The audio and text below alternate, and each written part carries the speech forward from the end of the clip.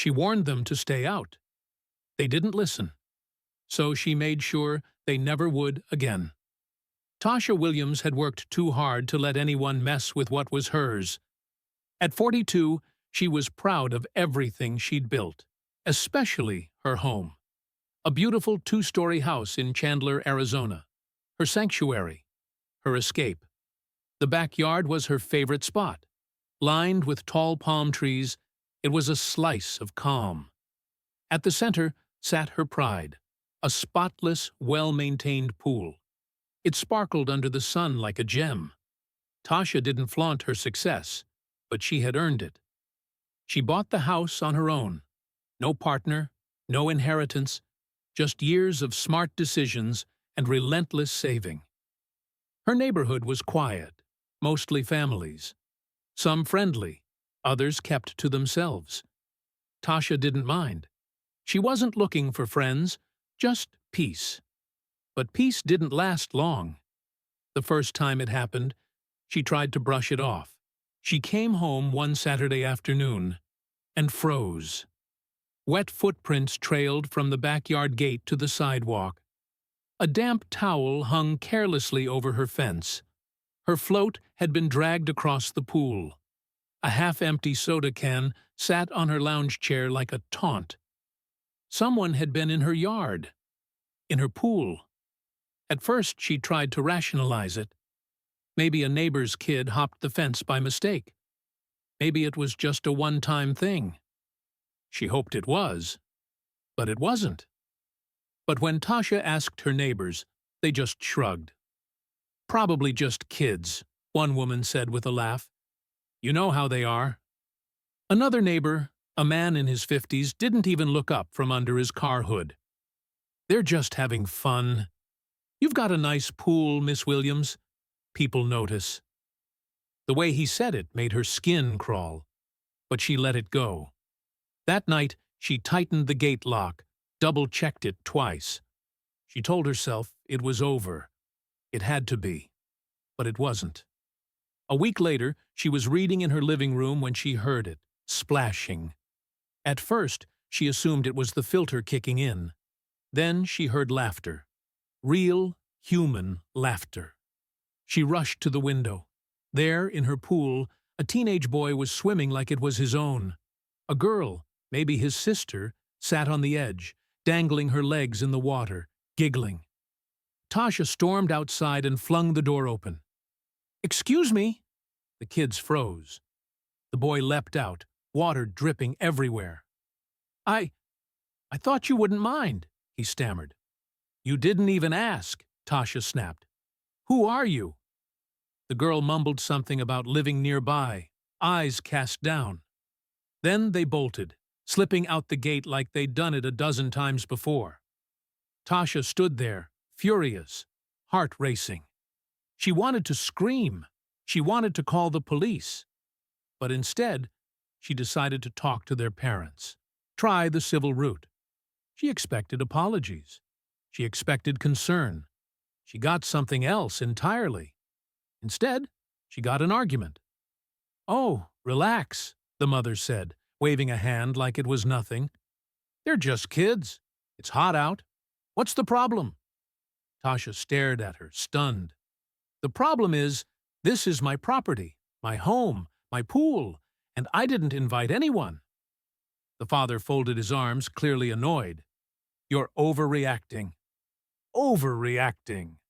That's what people always said, when they weren't the ones being trespassed on, when it wasn't their peace being shattered. Tasha clenched her jaw and walked away, biting back the words she really wanted to say. Instead, she took action. She installed security cameras, visible ones. She made sure the locks were tight, the signs clear, private property. No trespassing. For 2 weeks, it worked. No footprints, no towels, no strangers in her pool. Then came another scorching Saturday. She came home from running errands and noticed something off. Her side gate, the one she always locked, was wide open. A sinking feeling twisted in her stomach. She walked around back and stopped cold. Her yard was packed. Not just teenagers this time, but adults too. Her lounge chairs were taken. Beer bottles were scattered in the grass. A folding table had been set up, loaded with snacks and drinks, like it was some kind of backyard barbecue. The pool was full of people, laughing, swimming, lounging. Women stood waist-deep, gossiping. A man leaned against the edge of her pool with a beer in hand, grinning like he belonged there. For a moment, Tasha actually questioned reality. Was she dreaming? Was this some prank? This was real, and she'd had enough. Was this real? Tasha took a slow step forward, eyes scanning the chaos in her own backyard. Then, she locked eyes with someone familiar. Sandra.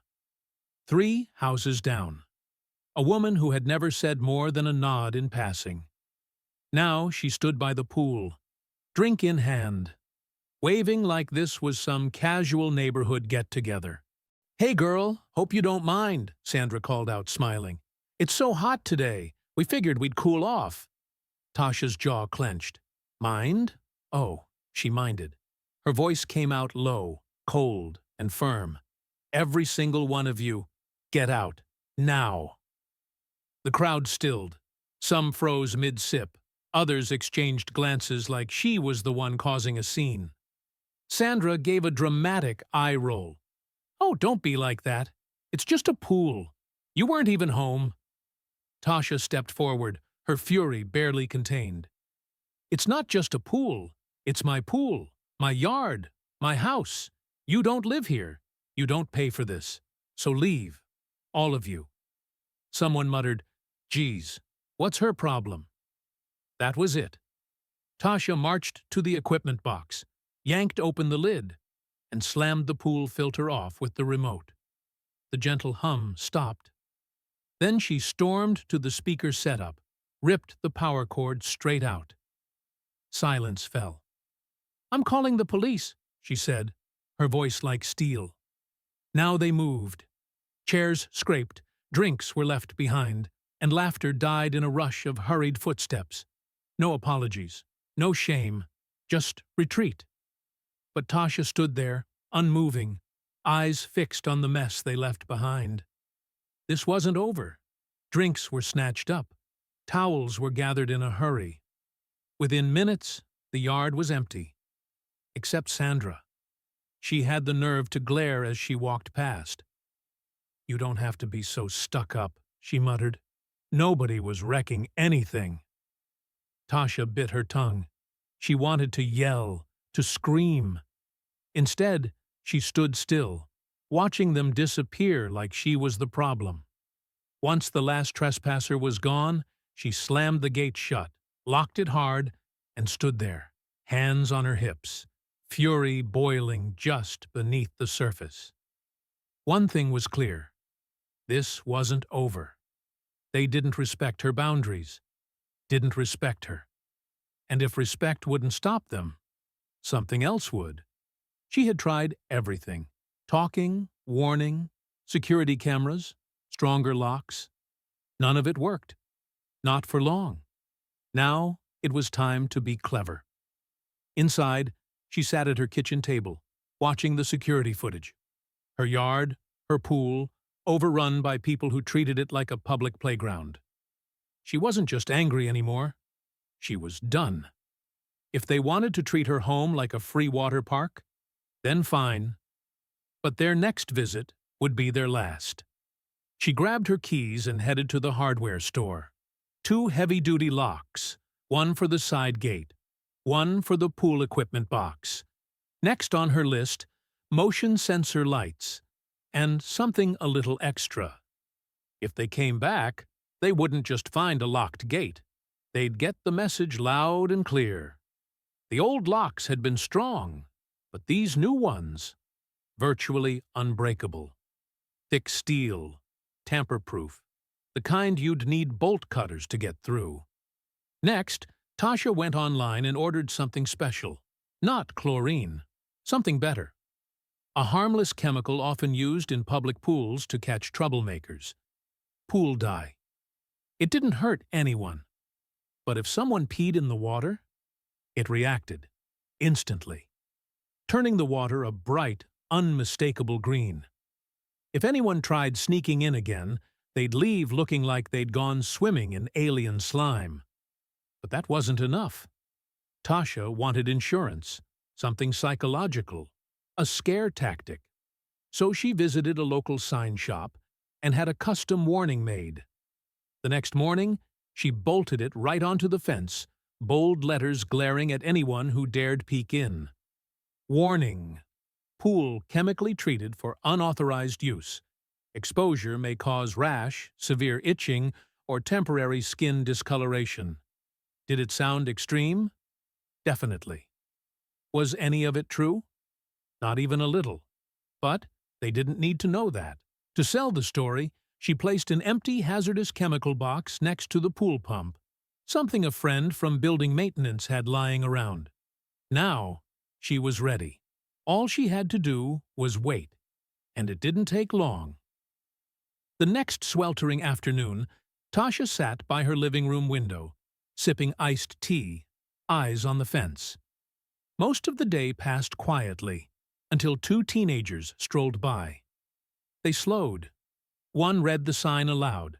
The other pointed at the hazardous chemicals box. They exchanged a look, whispered something, then turned and walked off without even trying the gate. Tasha smirked into her glass. That evening, Sandra, the same neighbor who'd treated Tasha's pool like a public amenity, was out walking her dog. She paused at the fence, squinting at the bold warning. Then she pulled out her phone and started typing. 10 minutes later, Tasha opened Facebook and laughed. There it was, posted in the neighborhood group. FYI, looks like Tasha added some kind of chemical to her pool. The sign says it causes rashes or skin discoloration? Is that even legal? Just a heads up. The comments rolled in fast. That sounds dangerous. What if it seeps into the ground? She's doing too much. It's just water. Tasha laughed again, louder this time. They weren't upset about chemicals, or safety, or legality. They were just angry the free pool party was over. And if anyone still thought they could test her, let them try. For the first time in months, her house was quiet, secure, untouched. Tasha finally had her peace back. No more random towels. No more strangers in her yard. No more entitled attitudes. Her plan had worked, or so she thought. Then came the knock. It was a Thursday evening. Sharp, impatient banging rattled the front door. Tasha set her iced tea down and checked the peephole. Sandra, arms crossed, jaw tight, furious. Tasha exhaled slowly. Here we go. She opened the door, her face calm. Yes? Sandra didn't bother with small talk. We need to talk. Tasha raised an eyebrow. Do we? People are saying you put dangerous chemicals in your pool, Sandra snapped. Tasha blinked, then smiled coolly. I did, to keep uninvited guests out. Sandra's eyes narrowed. You can't just do that. What if a kid touches the water? Tasha folded her arms. A kid who broke into my yard? Sandra faltered for half a second. That's not the point. It's exactly the point, Tasha said, her voice firm. I warned everyone. I locked my gate. I put up cameras. And still, people came. So now, they won't. Sandra scoffed. You're being ridiculous. You don't even have kids. Tasha didn't flinch. Exactly. So why are yours in my pool? The pool just sits there going to waste. Tasha tilted her head. So because I don't have kids, my pool is up for grabs. Sandra rolled her eyes. Oh, come on. Tasha cut her off. No, you come on, Sandra. You and the rest of the neighborhood have some nerve. You don't pay my water bill. You don't clean my pool. But you think you can just help yourselves? Sandra's face flushed. Well, maybe if you weren't so unfriendly, people would actually like you. Tasha laughed. A sharp, genuine laugh. That's your problem. You think being liked means letting people walk all over you. Sandra opened her mouth, then closed it again. She shook her head. You know what? Forget it. She turned and stormed off. Tasha called after her, voice cool. Enjoy using your own hose this summer. The door clicked shut behind her, and for the first time, Tasha smiled without tension. They were mad, sure, but they finally got the message. Still, she wasn't taking chances. The next morning, she added one final touch: motion-activated sprinklers along the fence. Anyone bold enough to try sneaking in would get a cold, soaking surprise. Problem solved, with style. But the best part? She never even had to use them. No one tried again. The freeloading days were over. After months of frustration, Tasha had finally reclaimed her peace. The pool was hers again. The backyard was quiet. The entitlement? Gone. And she never once had to call the police. Because that was never the point. She didn't want conflict. She didn't want enemies. She just wanted respect. For her space, her time, and herself. But here's the truth. Some people won't respect your boundaries unless you make them. Tasha had tried being polite. She'd asked nicely. She gave warnings. And they ignored her every time. But the moment she pushed back, they backed off. Because at the end of the day, people will take as much as you let them. Whether it's your time, your energy, your home, or your damn swimming pool. If you don't draw the line, someone else will cross it for you. Was Tasha being petty? Maybe. Was she wrong? Not even a little. What about you? Ever had to stand your ground when someone pushed too far? Tell me, how would you have handled it? Drop your thoughts below. Let's talk about it. If you enjoyed this story, make sure to like, subscribe, and hit that notification bell so you never miss out on more. Thanks for watching, and remember, respect is earned, not given.